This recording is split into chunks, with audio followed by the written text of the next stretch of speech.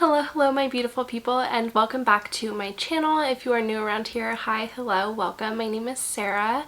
I am beyond happy that you're here. We have a super informative and fun video today. I'm going to be answering your travel questions, mostly related to solo travel, and I'm just going to honestly hop right into it, but I do apologize if my energy is a little lower than normal during this video. I do have the big COVID right now. I'm definitely on the back end of it. I'm feeling so much better, but I don't have my energy back and it's been a little rough. I think I might talk about it more extensively in another video, but I do apologize. Normally I am a little more upbeat than this and have a real love and passion for travel, so if it doesn't fully show through, that is why. But I'm just gonna hop in. Most of the questions are pertaining to solo travel and solo female travel, but I do think that there is really valuable information no matter who you are watching this video, because I have done some pretty big solo trips. I booked a one-way trip to Europe after I got my heart broken. I had like an Eat, Pray, Love trip and found myself and all those things. Truly, it was like the best thing I ever did for myself. But I hope that by the end of this video you feel more comfortable in traveling solo or with friends, and just like maybe you haven't traveled out of the country very many times. And so I know like when I get excited about a trip or when I'm planning a trip, I like to just go and watch like a bunch of different videos pertaining to that and kind of get myself like hyped up for it. So maybe that's where you're at right now, and if you have something booked, I am so stoked for you. But anyways, I'm honestly just gonna hop into the questions, and if you guys have any more, put them in the comments down below and I'll try to answer all of that in the comments. Okay, so the first question is, if I have a ton of places I want to visit, how do I choose? I think that's a problem we all have, honestly. Like, I feel like, at least for myself, my like bucket list of places I wanted to go is like a million miles long, and I have a very simple way of doing this. First off, I look at how much time I can get off of work, how much time I can be traveling for, and then I look up the dates. Most of the time when I travel, I'm lucky because I've had very flexible dates, and so I'm able to kind of like play around with that. But I know for a lot of people that's not the case. Like, there's very specific dates that you can get off or that you have off, and so that's where I start. I will do research for, I would say, like top 5 destinations. If you have somewhere specific in mind that you want to go, you can also do these steps just specifically for that place. But I look up flights, I look up how much they are on what days, like during my like flex time, and then I will look up prices for that. I'll look up how much activities are that I want to do there. I'll look up hostels or hotels or accommodation, Airbnbs, whatever accommodations I would like to stay in, and I price it all out. And if I have the flexibility to do that for a few different dates, I will do that. And also with destination. So if you have a bunch of places you want to go, it really gives you more options, and that's so awesome, because when you're limited to like a certain time or a certain location, it does kind of force your hand a bit. But when you have multiple options that you can choose from, you have the ability to go with the best option that suits you in that moment. Say you want to go to Spain, you want to go to Australia, and you want to go to Canada.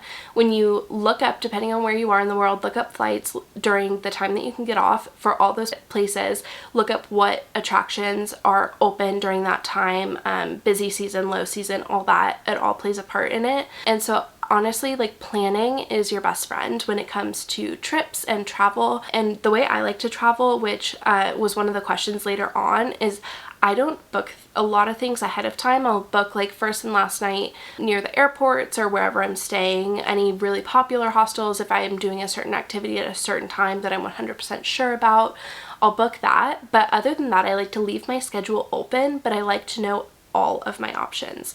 I research like it is for a book. Like, I research so much before I go somewhere because I like to know what all my options are, and then I like to book it once I'm there or like right before, and that works for me. But that doesn't work for everybody. You have to find your travel style. All in all, that was a long answer to a somewhat simple question, but basically how I would choose is just where I can get the most bang for my buck when you're traveling on a budget, which I always like to do, because I always think like, okay, how can I extend this as long and as much as possible? That's how I choose my destinations. This one just says hostels, exclamation point, they scare me.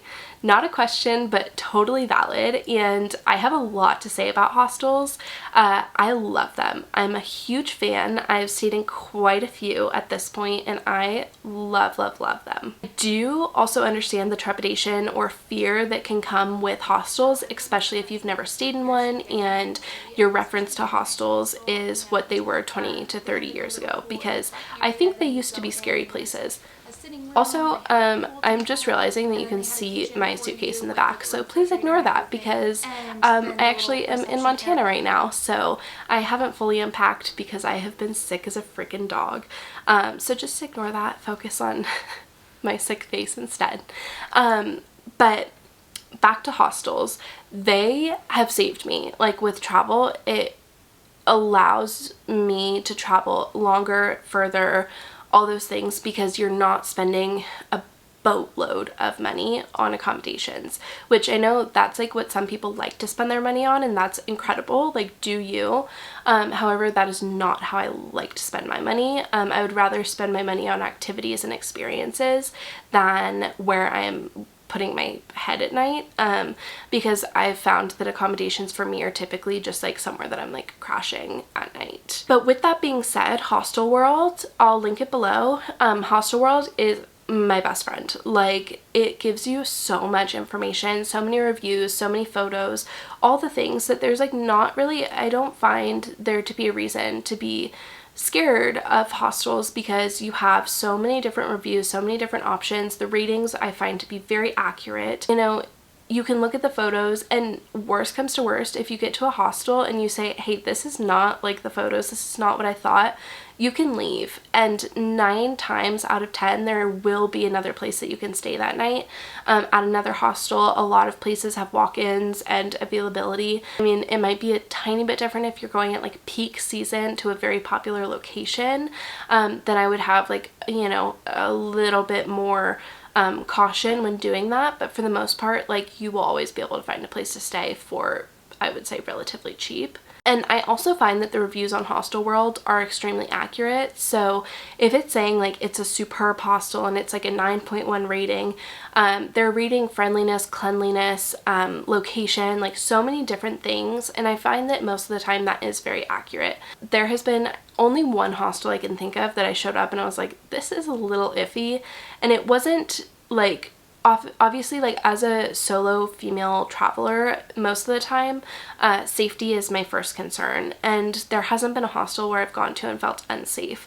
There has been one hostel that I went to and I was like, wow, this is gross. Like, the bathroom just like constantly had like water on the floor, and like I didn't feel like they like necessarily cleaned like the sheets in between people and like stuff like that, and so that was a little but I never felt unsafe, and that was like my biggest thing. I ended up staying there one night instead of 3, and then I just left after the next night. There is some hostels that like have breakfasts included, some that don't, but again, like Hostel World, which is the only place I've ever booked hostels, is very, very inclusive in the information that they give you, and so you should know exactly what you're getting into. And so I hope that you do give them a chance, because I think that they're really worth it. And I also did want to note with hostels, if you're traveling alone or with like a friend, it's a really great place to meet people. I've made some really great friends at hostels and people that I really enjoyed their company. You get to speak to people from other places, other countries, get recommendations of different things to do. There was one hostel that I stayed at in Tulum, which is like my favorite hostel I've ever stayed in. It's called Lux Tulum. I'll link it below. And they have like free bikes that you can borrow, and they do like little activities where you can like go down to the cenotes and they'll like take you down there. So there's a lot of really neat things. They kind of try and bring in community, and I think that's something really cool that you don't really get with any other accommodation. Next is, oh, I also did want to note with that, a lot of the times at hostels they will have like female only dorms, or they have mixed dorms, and so if it does make you more comfortable to stay with only other females in the room, you can opt for that at checkout. And I've done both, and I find for myself like the mixed dorms are a little bit more fun, just because I feel like they're a little more relaxed, like the people who are there are a little more chill. But that's not to say that I haven't had great experiences in female only dorms, because I also love some female friendship. And I just find that typically it might be people who are a little quieter, a little more to themselves, and that's like a total generalization. It's so different depending on where you are and the hostel you're at and all that, but I say do it. And the good thing is, I would start going to hostels on like a shorter trip. So if you do commit to hostels the whole time, it's not for like a month and then you're like, oh god, I don't want to do this for a month. Because I think like what is most important is that you're doing what's best for you, and you don't have to like fit into this like idea of like, oh, like the backpacker scene or culture, like I have to stay in hostels, I have to do this and that. Like just do what's best for you. And that's my final thoughts on hostels.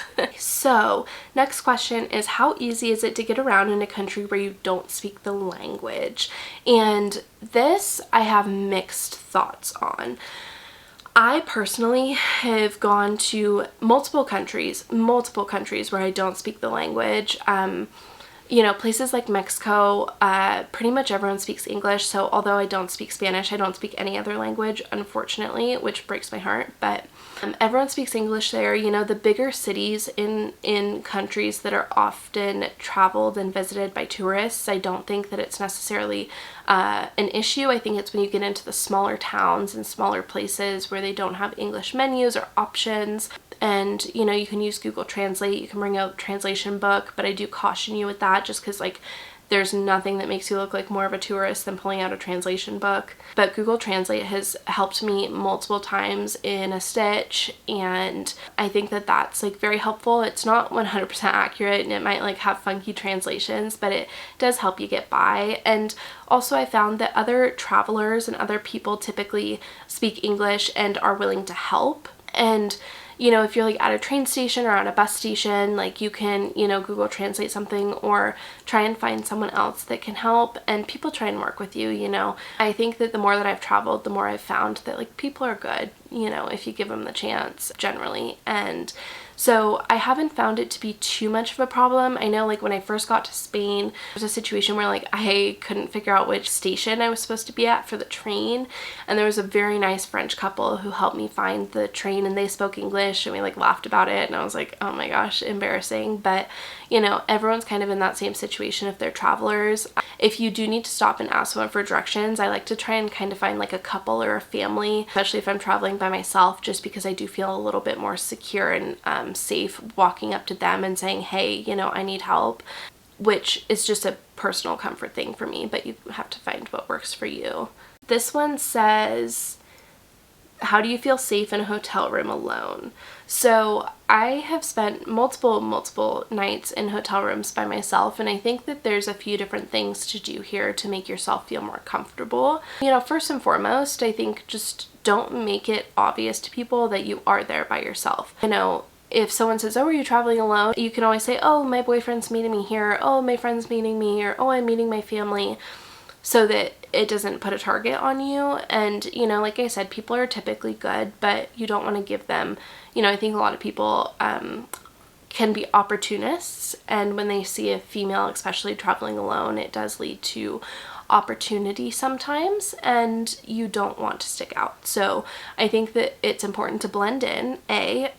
B, have an exit plan. I like to know where the exits are. I like to not sleep on the first floor of a hotel because if it's on ground level, someone could break in through the window. I'm sorry if I just opened a new fear for you, but that's just, you know, something that I have found gives me a little more comfort that I'm not on the ground level. And then also, you know, I always ask for 2 hotel room keys because then it might give other people the idea that you're traveling with someone else.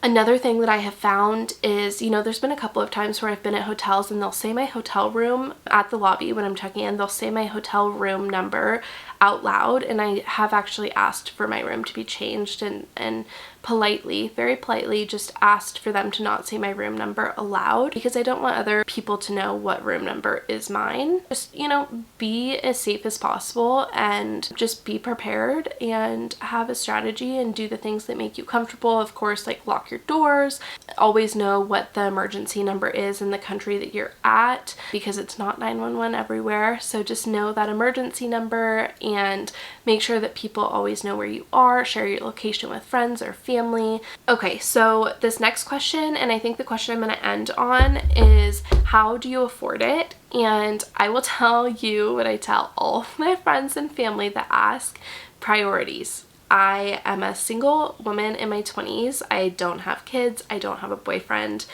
I would save all of my extra money for travel. And, you know, my Europe trip that I was talking about, I paid for that on babysitting money that I saved through college. And I had the trip of a lifetime and loved every single second of it.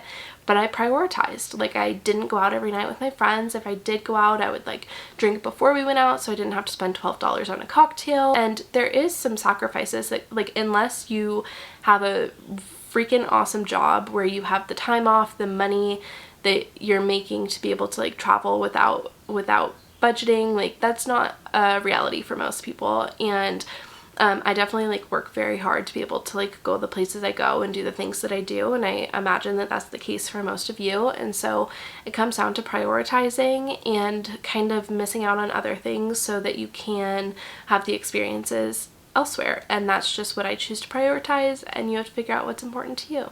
I do think that I'll go more in depth in a future video about that, but that's the short answer. I do also want to make another video that's all about like prepping for international travel, especially like since the COVID times. And so if that's something you're interested in, or if you got any valuable tips, tricks, answers, anything out of this video, I do hope that you will consider liking, commenting, subscribing down below. I love making videos for you guys, and I'm just so excited to bring travel back into the mix. I know it's been a little while. I am very excited to be traveling again. Like I said, I just went to Banff not that long ago, like last weekend, not that long ago, and I can't wait to make the video for you guys. I loved every second of it, and travel's back, baby. And I hope you guys enjoyed. Don't forget to like, comment, subscribe down below, and I'm losing my light, so I will see you in the next one. Bye.